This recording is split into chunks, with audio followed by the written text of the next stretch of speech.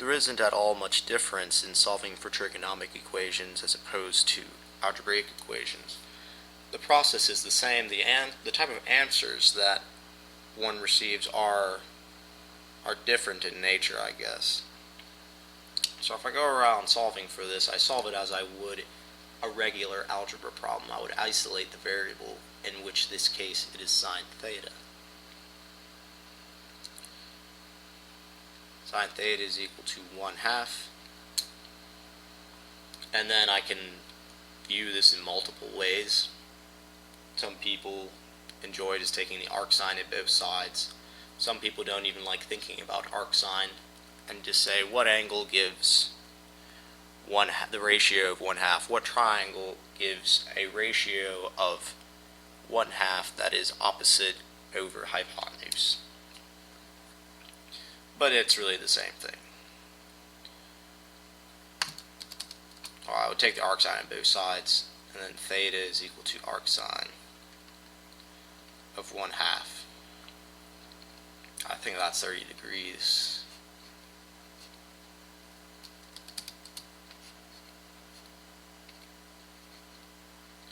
Yeah, this is 30 degrees, 60, it's 1/2.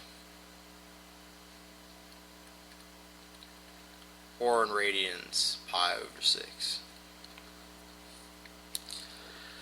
Now this is not really the end of the story.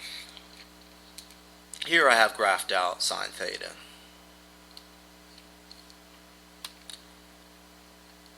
And what I'm going to notice is that there are going to be more than one place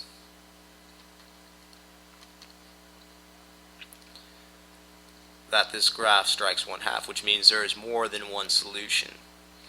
And it's a little bit counterintuitive, I guess, because just the nature of this, the angles and the sides, it should appear that there should only be one triangle with this particular set of solutions. And there is. It just so happens that the language that this is expressed in, this mathematical language in the coordinate plane, it's going to cause it to repeat itself. The same answer is going to appear multiple times. And this can be much more easily seen in the unit circle, I suppose.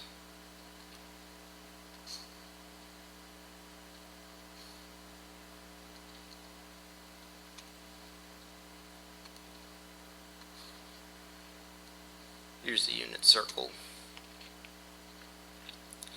And I said here that the solution was 30 degrees. So let me say that this is 30 degrees, or pi over 6. And this is for positive 1/2.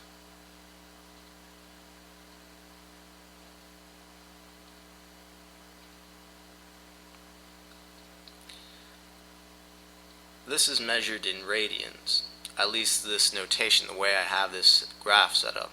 So as I go around the circle, I'm going to get the same triangle again.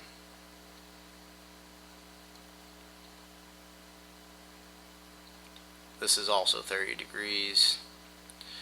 But the way that this happens to be expressed, the language that this triangle is expressed in, is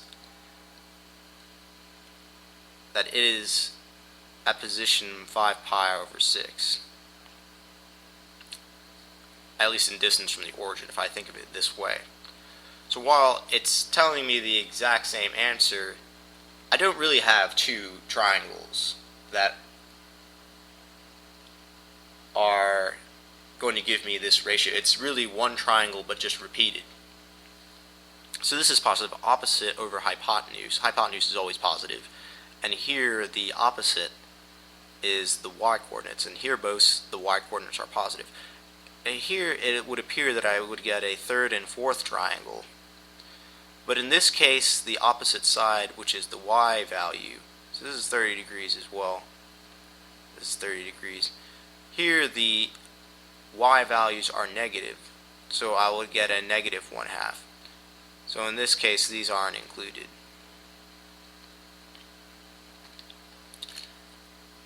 But again, it doesn't stop there either. So far I've collected 2 answers. This would be 5 pi over 6. But I don't necessarily have to stop at one circle. I can continue going. Every time I go around this circle, I'm going to get 2 more answers. 2 more answers, 2 more answers, 2 more answers, every single time I go around. So normally, in these type of trigonometric equations, the field is limited to 1 unit circle, or 1 cycle. And in this case, I have 0 and pi over 2, which is just 1 circle. But if I did not have this, then I could simply write the answer as this.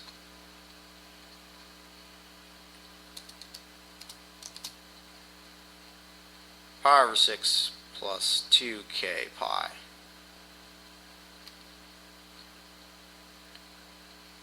Five pi over 6 plus 2k pi. And that's just a simple way of not having to write out infinite answers, I suppose. Because every time we go around, it's just going to be at the exact same position plus 2 pi for both of these answers. And of course, this is only for sine. If this was cosine, then this would be the answer and this would be the answer. If it was tangent, then it would be these 2. But the idea is basically the same.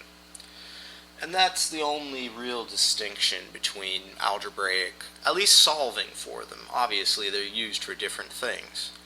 But solving for them, it's the same basic idea. What I'm going to do is isolate the variables, whether it's a sine, cosine, or tangent. The operations are basically the same.